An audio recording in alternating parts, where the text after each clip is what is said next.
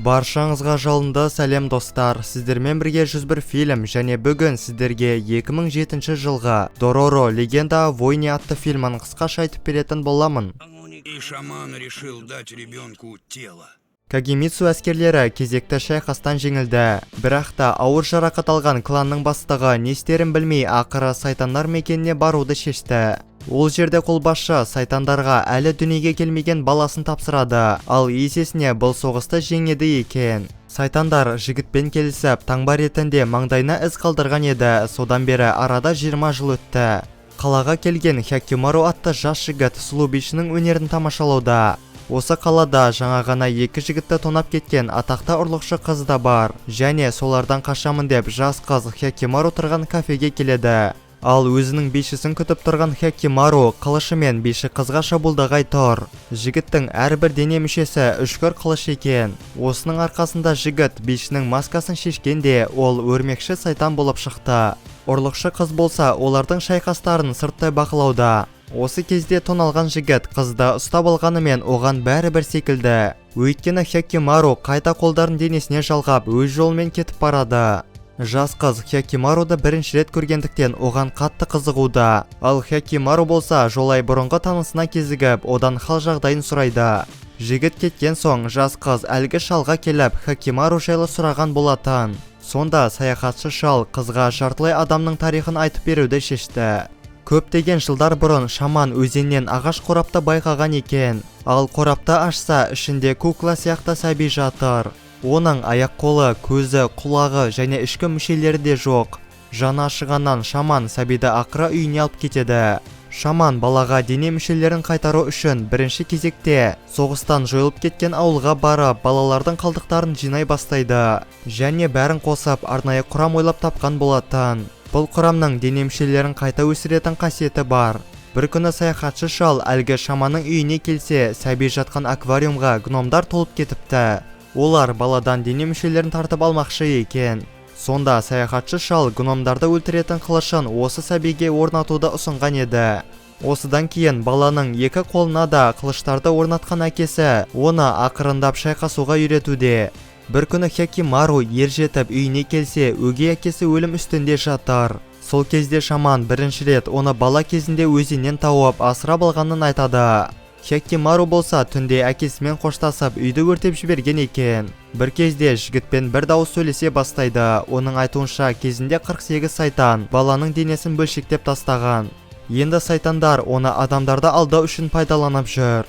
Дауыс жігітке қолындағы қылыш арқылы сол сайтандарды өлтіруді тапсырады. Сонда ғана жігіт өзінің денесін қайтаруы мүмкін. Енді жігіт денесін қайтару үшін сайтандарды іздеуде. Жас қызды бұл оқиға қызықтыра түсті. Әсіресе жігіттің сол қолында орналасқан кекшілді қылышы. Қызға да бірнеше адамға кек қайтару үшін қылыш керек екен. Сондықтан ол да Хякимарудың артынан ерген болатын. Ұрлықшы қыз жігіттен шын есімін сұрағанда Хякимару Дороро деп жауап береді. Яғни мағынасы кішкентай құбыжық.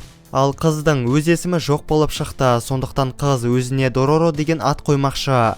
Жас қыз өзін жігіт сияқты көрсетсе де Хякимару оның қыз екенін байқап жүр. Енді Дороро жігіттің сол қолы өспейінше оның артынан қалмауды шешті. Бір кезде екеуі алып сәбиге тап болады. Сәби оларды өртеніп кеткен шіркеуге келгенде Хякимару бұл сәбидің қайтыс болған балалардың жиынтығы екенін түсінді.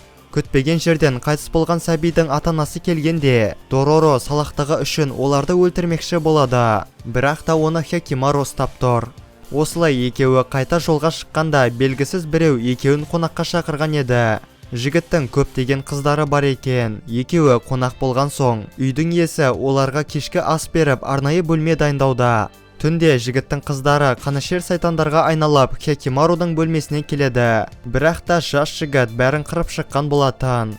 Осылай екеуі жертөле арқылы қашпақшы болғанда әлгі өртеніп кеткен шіркеуден шығады. Осыған қарағанда шіркеудің иесі балаларды жертөле арқылы сайтандарға жемтікке берсе керек. Ал олардың бастығы үй егесінің әйелі болуы мүмкін. Жертөледен олар жұмыртқадағы көптеген құрт тәріздес сайтандарға тап болады. Енді Хякимару әйелге келгенде ол аман қалу үшін құрбандық ретінде күйеуін өлтірген болатын. Бірақ та Хякимарудың кететін түрі жоқ. Осы кезде Дороро ауыл тұрғындарын жертөледегі жұмыртқаларды жоюға шақырады, ал сайтанмен шайқасуға қайтыс болған балалардың жаны көмектескен еді. Осылай Хекимару әйелді өлтіргенде өзінің бүйрегі қайта оралады. Алдағы уақытта Дороро сайтандармен күресте жігітке белсенді көмектесіп жүр. Бір күні тағы бір сайтанмен кезіккенде ол Хекимаруға сайтандарды жек көргенше өз әкеңді жек көр деп айтады. Ертеңінде екеуі Кагемицудың жеріне келсе, оларды саяхатшы шал күтіп отыр. Осы жерде Дороро жігітке Кагемицу ұрпақтарының бәрін қырып шығуға уәде берген еді. Өйткені кезінде олар қыздың кланын толықтай жойып жіберген екен. Өлерден алдын анасы оған әкесі сияқты мықты жігітті таппайынша жігіт сияқты өмір сүруді тапсырыпты. Көп замай Дороро екеуі қалаға келеді, ал Хекимару болса жекпе-жекте қарсыластарының бәрін құлатуда. Осындай батырлығы үшін жігітті Кагемицудың сарайына қызметке алмақшы. Кагемицудың кіші баласы Тахомару жігіттің қабілетін мойындап, оны ата-анасымен таныстыруды шешті.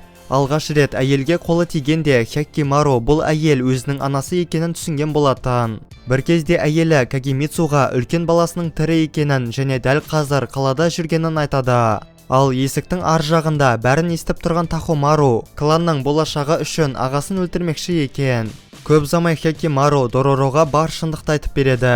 Оның айтуынша Доророда дәл қазір кек қайтаруға мүмкіндік бар. Өйткені Хекимару Кагемицудың туған баласы болатын.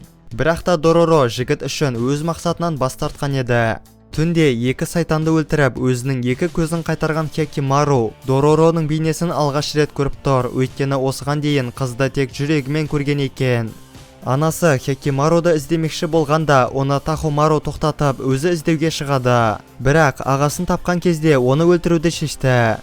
Ал Хекимару болса інісіне жан ашып тұр. Бір кезде қатты соққыдан қылыштың басы Тахомаруға қадалады. Осы кезде анасы мен әкесі келгенде, әкесі кланды сақтап қалу үшін Хекимаруды өлтіруге бет алады, бірақ та әйелі оның жолын бөгеп тұр. Екеуінің шайқасына қарағанда Хекимару әкесінен мықтырақ екен. Енді оны өлтіруге мүмкіндік болғанда жігітте Дороро сияқты мақсатынан бас тартпақшы. Сайтан дауыстап Кагемицуды келісімге шақыруда. Егерде Кагемицу өз денесін берсе, сайтандар Тахомаруды қайта тірілтуге дайын. Әкесі ойланбастан келісімге отырғанда сайтан оның денесін жаулап, бәрінің көзін жоюды шешеді. Бірақ та Кагемицу өзіне қылыш тағып, дәл қазір Хекимаруға өзін өлтіруді бұйырады. Ал баласы болса бәрін айтқандай істеген еді. Осылай сайтанды өлтіріп, жүрегін қайтарған Хекимару алғаш рет барлық өкініштерін шынайы сезінген болатын. Ағайындар қайта тіл табысып, Хекимару кланды Тахомаруға қалдырады. Ал өзі Дороромен бірге қалған 24 сайтанды іздемекші екен. Осымен біздің Дороро Легенда о Войне атты киномыз аяқталады. Достар, видеоны соңына дейін көргендеріңізге үлкен рахмет, және де лайк пен подписаться кнопкаларын басуды ұмытпаңыздар. Ал ендеше келесі видеода жүздескенше сау болыңыздар.